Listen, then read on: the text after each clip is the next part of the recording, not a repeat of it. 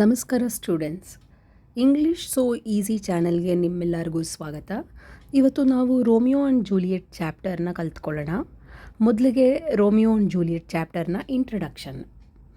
ಒಂದು ನೋಟ್ ಇಲ್ಲಿ, ನೀವು ಇಂಗ್ಲೀಷ್ನಲ್ಲಿ AND ಅಂತಲೇ ಬರೀಬೇಕು. ಆ್ಯಂಡ್ ಹೀಗೆ ಆ್ಯಂಪರ್ಸ್ಯಾಂಡ್ ಸಿಂಬಲ್ಸ್ ಹಾಕಿದ್ರೆ ಮಾರ್ಕ್ಸ್ ಕಟ್ ಆಗುತ್ತೆ, ಇದು ನೆನಪಿರಲಿ. ಮೊದಲಿಗೆ introduction. Romeo and Juliet is a tragic play written by William Shakespeare about two lovers, Romeo and Juliet, who belong to two rival families, the Montagues and the Capulets, respectively. ಅಂದರೆ Romeo and Juliet ಒಂದು ದುರಂತ ನಾಟಕ. ಇದನ್ನು ಬರೆದವ್ರು ಯಾರು? William Shakespeare.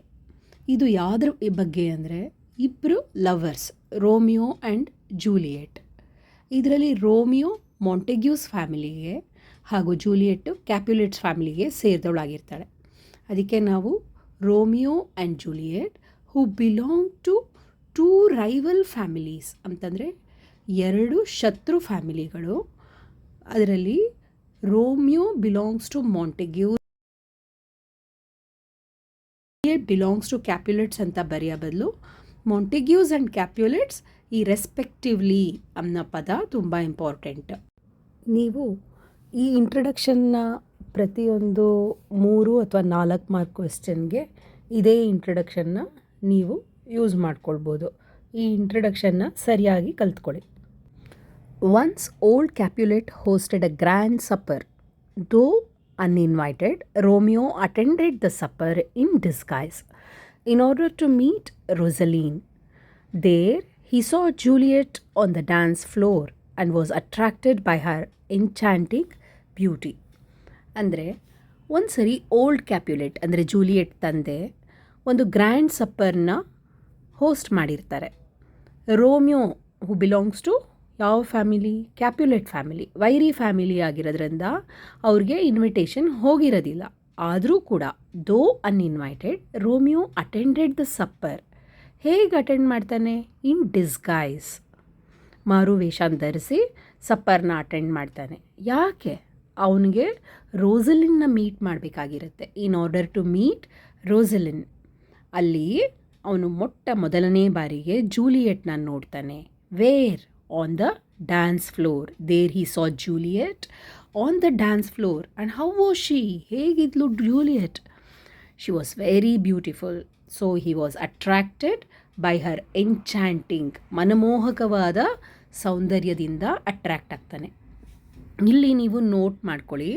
ನಾನು ನೋಡಿ ಎಲ್ಲ ಕೀವರ್ಡ್ಸನ್ನು ಹೇಗೆ ಅಂಡರ್ಲೈನ್ ಮಾಡ್ತಾ ಇದ್ದೀನೋ, ನೀವು ಆನ್ಸರ್ನಲ್ಲಿ ಬರಿಬೇಕಾದ್ರೆ ಪರೀಕ್ಷೆನಲ್ಲಿ ಹೀಗೆ ಅಂಡರ್ಲೈನ್ ಮಾಡಬೇಕು. ಇದೇ ರೀತಿ ನೀಟಾಗಿ ಇರಬೇಕು ನಿಮ್ಮ ಆನ್ಸರ್. ಇದು Romeo and Juliet brief introduction. In act 1 scene 5, Romeo describes Juliet's beauty using various similes. He says, she teaches the torches to burn bright, just the way a rich jewel sparkles in the ear of a dark-skinned Ethiop. Juliet's beauty seems to stand out upon the cheek of the night, that is, the darkness of the night. Act 1 scene ಫೈನಲ್ಲಿ Romeo Juliet ಬ್ಯೂಟಿನ various similes, ತುಂಬ ಸಿಮಿಲೀಸ್ನ use ಮಾಡಿಕೊಂಡು describe ಮಾಡ್ತಾನೆ. ಅವನು ಏನು ಹೇಳ್ತಾನೆ ಅಂದರೆ, she teaches the torches to burn bright. ಅವಳು ಟಾರ್ಚ್ಗೆ ಹೇಗೆ ಬ್ರೈಟಾಗಿ ಉರಿಬೇಕು ಅನ್ನೋದನ್ನು ಹೇಳ್ಕೊಡ್ತಾಳೆ. ಆಮೇಲೆ ಒಂದು ರಿಚ್ ಜ್ಯುವೆಲ್, ಒಂದು ಪಳಪಳ ಅಂತ ಇರೋ ಜ್ಯುವೆಲ್ ಹೇಗೆ ಈಥಿಯೋಪ್ ಅಂದರೆ people belonging to Ethiopia in Africa, ಅವ್ರದ್ದು ಸ್ಕಿನ್ ಹೇಗಿರುತ್ತೆ? ಡಾರ್ಕ್ ಆಗಿರುತ್ತೆ. ಹೇಗೆ ಪಳಪಳ ಅಂತ ಅವ್ರ ಸ್ಕಿನ್ ಅಗೇನ್ಸ್ಟಾಗಿ ಹೊಳೆಯುತ್ತೋ ಆ ರೀತಿ ಆ ರಾತ್ರಿಯಲ್ಲಿ ಅವಳ ಬ್ಯೂಟಿ ಎದ್ದು ಕಾಣುತ್ತೆ ಅಂತ ಇದರಲ್ಲಿ ಡಿಸ್ಕ್ರೈಬ್ ಮಾಡ್ತಾನೆ. ರಾತ್ರಿಯ ಕೆನ್ನೆ ಅಂದರೆ ರಾತ್ರಿಗೆ ಲೈಫ್ ಇರೋ ಹಾಗೆ ಡಿಸ್ಕ್ರೈಬ್ ಮಾಡಿರೋದ್ರಿಂದ ರಾತ್ರಿನ ಶೇಕ್ಸ್ಪಿಯರು ಪರ್ಸಾನಿಫೈ ಮಾಡಿದ್ದಾರೆ. He declares that she is too beautiful for this world and too beautiful to die and be buried. He praises her beauty saying that she outshines other women like a white dove in the middle of a flock of crows ಅಂತಂದರೆ ಅವ್ನು declare ಮಾಡ್ತಾನೆ, ಅವ್ನು ಘೋಷಿಸ್ತಾನೆ. ಏನಂತ ಅಂದರೆ, she is too beautiful for this world. ಅವಳು ಈ ಜಗತ್ತಿಗೆ ಸರಿಸಾಟಿ ಅಲ್ವೇ ಅಲ್ಲ, ಈ ಜಗತ್ತಿಗೆ ಸೇರಿರೋ ಬ್ಯೂಟಿ ಅಲ್ವೇ ಅಲ್ಲ. ಆಮೇಲೆ she is too beautiful to die and be buried. ಅವಳು ಸಾಯೋದಕ್ಕಾಗಲಿ ಅಥವಾ ಭೂಮಿನಲ್ಲಿ ಉಳೋದಕ್ಕಾಗಲಿ ತುಂಬಾ ಬ್ಯೂಟಿಫುಲ್ ಆಗಿದ್ದಾಳೆ ಅಂತ. He praises her beauty saying that she outshines other women like a white dove in the middle of a flock of crows. ಅಂತಂದರೆ ಅವಳು ಎಷ್ಟು ಬ್ಯೂಟಿಫುಲ್ ಆಗಿದ್ದಾಳೆ ಅಂತಂದರೆ ಅವಳ ಬ್ಯೂಟಿ ಬೇರೆ ಹೆಂಗಸರ ಬ್ಯೂಟಿಗಿಂತ ಎದ್ದು ಕಾಣುತ್ತೆ. ಹೇಗೆ ಅಂತಂದರೆ ಕಾಗೆಗಳ ಮಧ್ಯ ಒಂದು ಬಿಳಿ ಪಾರಿವಾಳದ ಬ್ಯೂಟಿ ಹೇಗೆ ಎದ್ದು ಕಾಣುತ್ತೋ ಆ ರೀತಿಯಲ್ಲಿ. Romeo is so overwhelmed by her beauty that he tells himself that when the dance is over, he would watch where she stands and touch her hand and make his rough hands blessed. ಅಂತಂದರೆ ಡ್ಯಾನ್ಸನ್ನು ಮುಗಿಯೋದಕ್ಕೆ ಕಾಯ್ತಾ ಇದ್ದು, dance ಮುಗಿದ ಮೇಲೆ ಅವಳು ಎಲ್ಲಿರ್ತಾಳೋ ಅಲ್ಲಿ ಹೋಗಿ ಅವಳ ಮೃದುವಾದ ಕೈಯಿಂದ ತನ್ನ ಕೈಯನ್ನು ಮುಟ್ಟಿ ಅವನ ರಫ್ ಆಗಿರೋ ಕೈನ ಪ್ಲಸ್ ಮಾಡ್ಕೊಳ್ಬೇಕು ಅಂತ ಅಂದ್ಕೊಳ್ತಾನೆ. ದೆನ್ ಹಿ ಆಸ್ಕ್ಸ್ ಹಿಮ್ಸೆಲ್ಫ್, ಅವನು ತನ್ನನ್ನೇ ತಾನೇ ಕೇಳ್ಕೊಳ್ತಾನೆ. Then he asks himself whether his heart loved anyone till that moment and affirms that he had never seen anyone truly beautiful till that night. ಅಂದರೆ ತನ್ನನ್ನೇ ತಾನು ಪ್ರಶ್ನಿಸ್ಕೊಳ್ತಾನೆ, ಇಲ್ಲಿವರೆಗೂ ನನಗೆ ಪ್ರೀತಿ ಅಂತ ಏನಾದರೂ ಗೊತ್ತಿತ್ತಾ, ನಾನು ಯಾರನ್ನಾದರೂ ಪ್ರೀತಿಸಿದ್ನಾ ಅಂತಂದರೆ ಇಲ್ಲಿವರೆಗೂ ನಂಗೆ ಪ್ರೀತಿ ಅನ್ನೋದೇ ಗೊತ್ತಿರಲಿಲ್ಲ, ನಾನು ಯಾರನ್ನೂ ಪ್ರೀತಿಸೇ ಇರಲಿಲ್ಲ ಅಂತ. ಅಂದರೆ ಇಲ್ಲಿ ಅವನು ರೋಸಲಿನ್ನ ಕಂಪ್ಲೀಟಾಗಿ ಮರ್ತೇ ಹೋಗಿದ್ದಾನೆ ಅಂತ ಅರ್ಥ. Then he asks himself whether his heart loved anyone till that moment and affirms ಅಂತಂದರೆ ಖಚಿತಪಡಿಸ್ಕೊಳ್ತಾನೆ that he had never seen anyone truly beautiful till that night. ಆ ರಾತ್ರಿವರೆಗೂ ಯಾರು ಇಷ್ಟು ಸೌಂದರ್ಯದಿಂದ ತುಂಬಿರೋರನ್ನ ಯಾರನ್ನೂ ನೋಡೇ ಇಲ್ಲ ಅಂತ ಡಿಕ್ಲೇರ್ ಮಾಡ್ತಾನೆ. ಇಲ್ಲಿ ನಾವು ನೆನ್ಪಿಟ್ಕೊಳ್ಬೇಕಾಗಿರೋದು ಏನಪ್ಪ ಅಂತಂದರೆ ಆ್ಯಕ್ಟ್ 1 ಸೀನ್ 5 ಅಂದರೆ ರೋಮಿಯೋ ಹೇಗೆ ಜೂಲಿಯಟ್ಸ್ ಬ್ಯೂಟಿನ ಡಿಸ್ಕ್ರೈಬ್ ಮಾಡ್ತಾನೆ ಅಂತ. Important keywords: first one, he teaches the torches to burn bright. Second one, rich jewel in an Ethiop's ear. And third point, her beauty too beautiful for this world and too beautiful to die and be buried. Fourth point, he praises her beauty like a white dove ಮತ್ತು crows. ಅದು fourth point.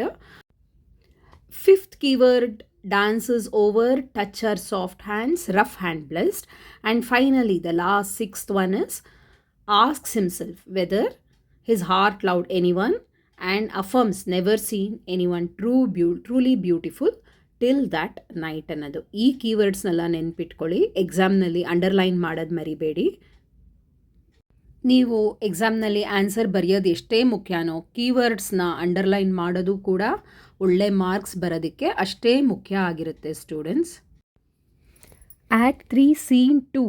In these 9 lines, Juliet invokes Night and Romeo as well.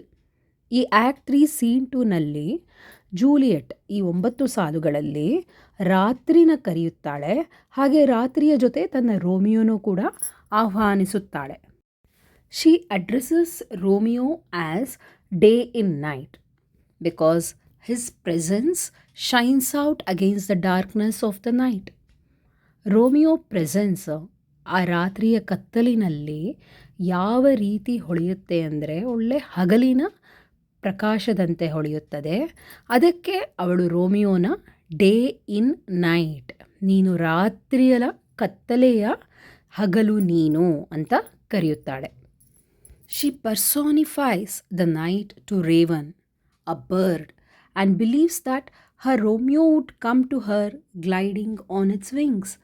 ಹಾಗೆಂದರೆ ಇದರ ಅರ್ಥ, Juliet ಆ ರಾತ್ರಿಯನ್ನು ಒಂದು ಜೀವವಿರುವ ಹಕ್ಕಿಗೆ ಹೋಲಿಸ್ತಾಳೆ, ಹಾಗೂ ತನ್ನ Romeo ತನ್ನ ಹತ್ತಿರ ಆ ಹಕ್ಕಿಯ ರೆಕ್ಕೆ ಮೇಲೆ ಕೂತ್ಕೊಂಡು ಬರ್ತಾನೆ ಅಂತ ಹೇಳ್ತಾಳೆ.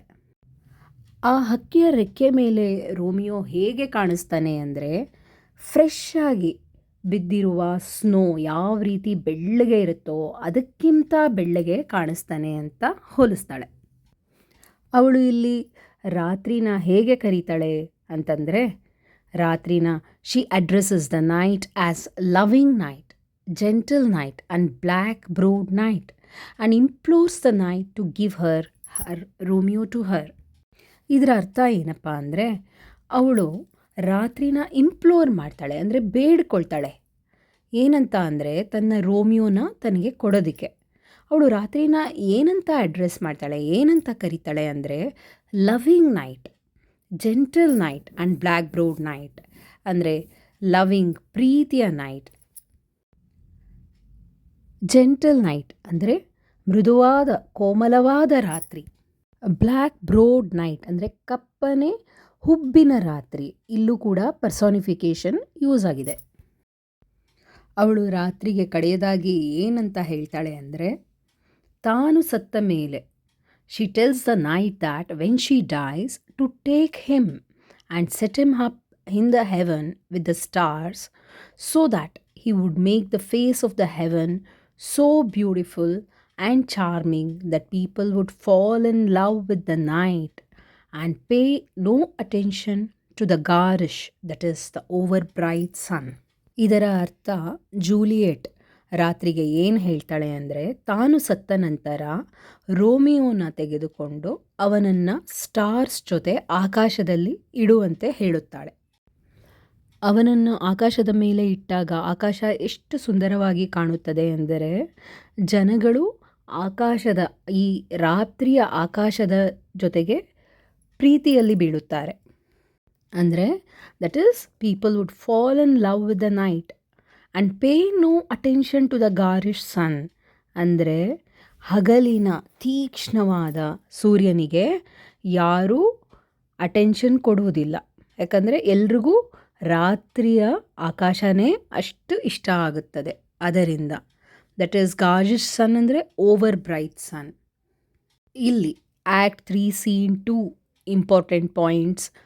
Juliet invokes night, day in night, Romeo's presence shines out, darkness of the night, personifies the night, raven gliding on its wings of the raven whiter than new snow, addresses the night as loving night, gentle night, black browed night. Give her Romeo. When she dies, set him up in the heaven amongst the stars, face of the heaven, beautiful and charming. People fall in love with night, pay no attention to garish sun.